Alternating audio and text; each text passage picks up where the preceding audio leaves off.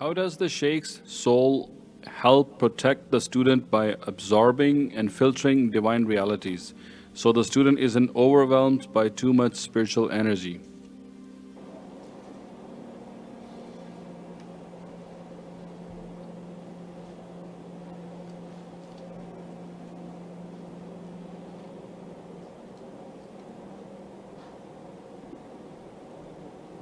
People can only connect to their capacity. So again, they try to make a connection, they have to have all of the disciplines that the shaykh has asked. So you're like styrofoam and you have a little wire in your hand and you go to the power line on the street. As soon as you get near that power line you're going to hear zzz. You're not going to really feel comfortable thinking, I'm going to take this little wire, I'm going to touch that thing without blowing up. So it doesn't happen that way. That's why they're asking you, go out and do your service, go out and do the khidmah, make the comments, participate, be active in the way. As soon as they start to participate and be active and getting themselves to be built up, they're taking themselves into a new reality. They're not like styrofoam. They're building the container of their heart through their practices, through their participation, through everything. And as they're making their muraqabah, the shaykhs are not sending the power line because it's not a line open for you to hijack. So there are like villages in places you visit where the power lines are open.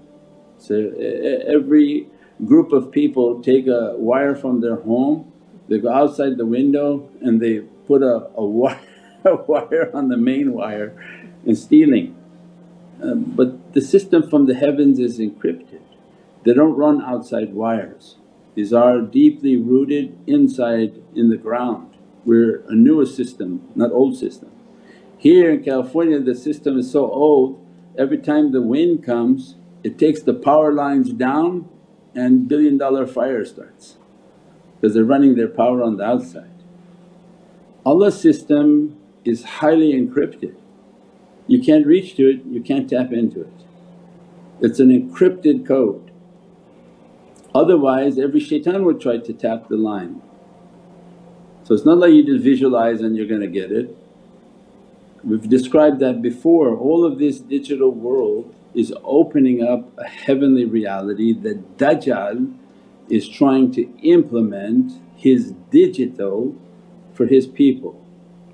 Because he's trying to make an artificial world of electricity and code and coding that he thinks imitates the heavenly code and coding. So as we get closer to the end we understand these technologies. The shaykh has an encrypted code. You have seed words that have to be opened in that code. You connect your heart, and they keep looking to see if your wallet is correctly formatted. You didn't do the khidmat, nothing opening.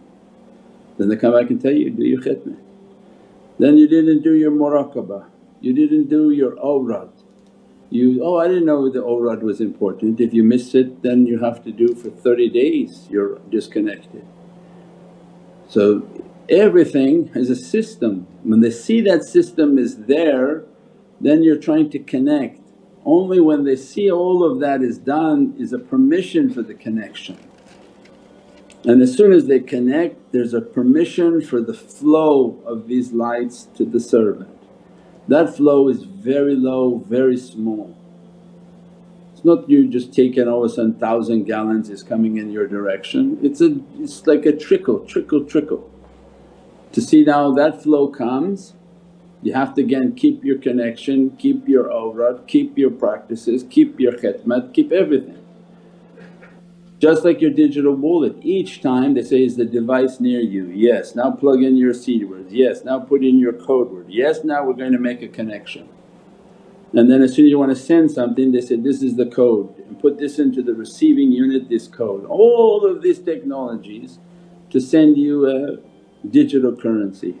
Allah, what is He going to do? To send you knowledges and realities and qudrah.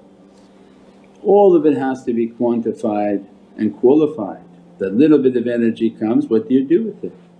Are you keeping it? You're keeping it secure, you're putting it within your heart, building yourself. What's the character and the conduct of the person once they receive these energies? Do they become arrogant? Do they become mean? All of these enable us for the next time to connect, next time to connect, next time to connect, until this wallet becomes trickling with these energies. It's slowly being built and each time under observation. Nothing from Allah comes in haste, nothing comes just flowing fountains and the person didn't even understand it, they don't know what they got overwhelmed by it. No, it doesn't happen like that. So it comes to the degree that the servant has prepared themselves. If your cup is a styrofoam, very little can come to you, it will burn that styrofoam. Then they built you into a cup that's like steel, like gold, so that the gold can carry gold. And then their hearts are like gold and precious. They're strong, they're rijal like mountains. What Allah sent to them to their capacity to carry. And the knowledges that come to them are safeguarded within the heart. They're not a people who talk too much, they're not a people who divulge anything. They're people whom they kept the path of silence. And when they do talk, it's by permission to speak and to teach for the betterment of people and for their souls, inshaAllah.